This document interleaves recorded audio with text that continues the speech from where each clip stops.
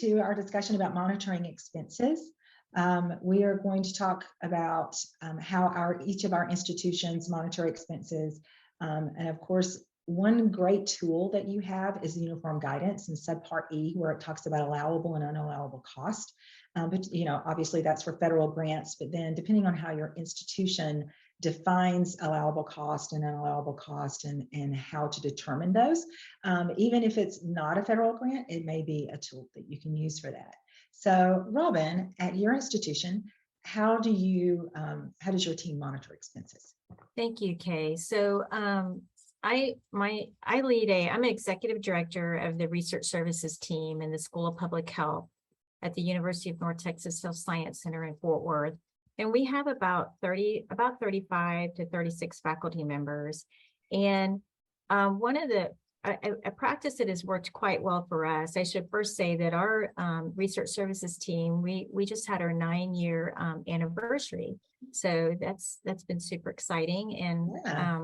I've been a part of that process since the beginning. And so what has worked very well for us is that we have a budget monthly monitoring review, and we call it affectionately the BMMR, Budget Monthly Monitoring Review. And we have these monthly, as I said, with the faculty meeting members. And some of you may be thinking, wow, that sounds really like a lot. And of course, unfortunately, not every faculty member is funded, but those who are funded, it is the best way for us to be able to help them manage their projects and to understand how their projects are being spent. Mm-hmm. So during these BMMR meetings, the faculty member attends, and the post-award individual, our senior program manager in our research services team, he's the one who coordinates the meeting and accommodates the time in which they can meet. The meetings are generally, we factor in about 30 minutes, but they can be 15 to 30 minutes. It just really depends on how many projects that faculty member has. And we just simply go over everything, the expenses, who's currently on the project, do we currently have the key personnel, right? As you know, Kay, when a lot of faculty members move in and out of different projects, and we hope they're keeping us informed. Sometimes things don't always happen the way we want them, but these BMMR meetings are really important in making sure that we are keeping track of where they're spending their time and who is on their project, and are they meeting their reporting requirements. Additionally, subawards is a very good conversation to have with your faculty members. Are they getting what they need from their subawards? Are they reporting timely? How is the burn rate going on the project, not only for that faculty member, but for the subawards? Subawards are so important. Yes. And oftentimes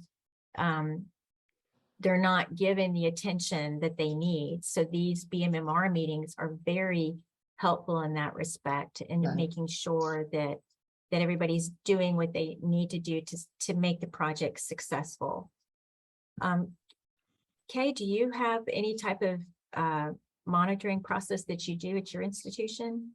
So we do. We don't do meetings unless the faculty require it. We do offer each faculty member in the university research centers. There's around 45 faculty members, and they're all funded.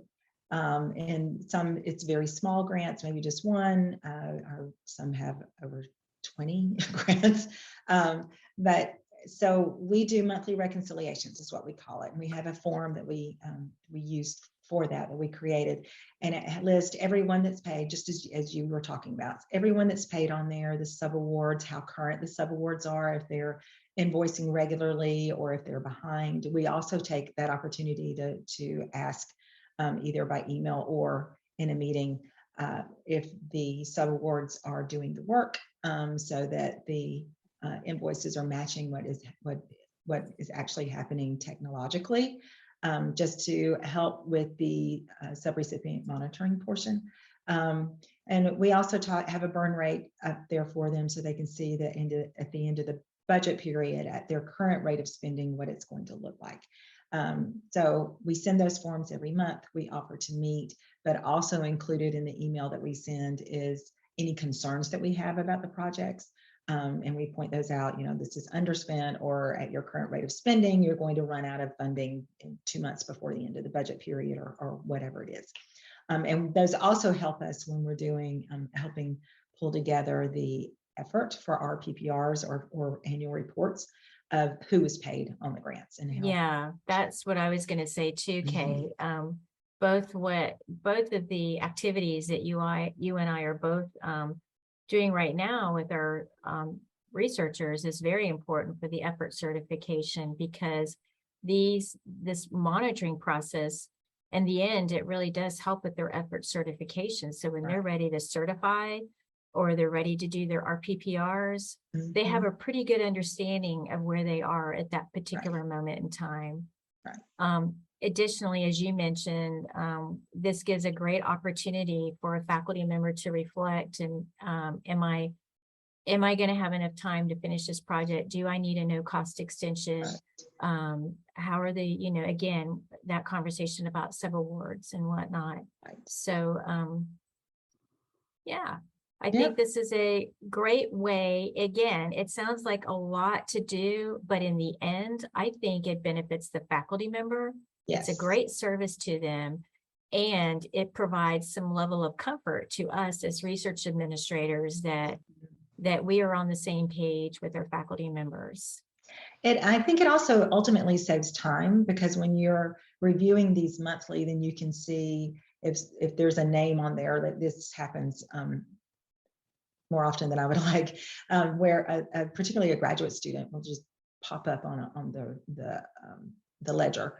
And so then we have to ask the faculty member, is this your student? And sometimes it is, and sometimes it isn't. So it gives us an opportunity to review and make sure that everything is being done as it should. And so you've got, within 30 days, you can make any corrections. And so you're not extending it too far and then getting into cost transfers and that kind of thing. So it's a great point. It saves time, and it reduces risk. It all great points. You never know what kind of surprises you might have when you're in learning. So for any of our Incura colleagues who might be interested in some of our templates that we have, Kay and I are happy to share those with you.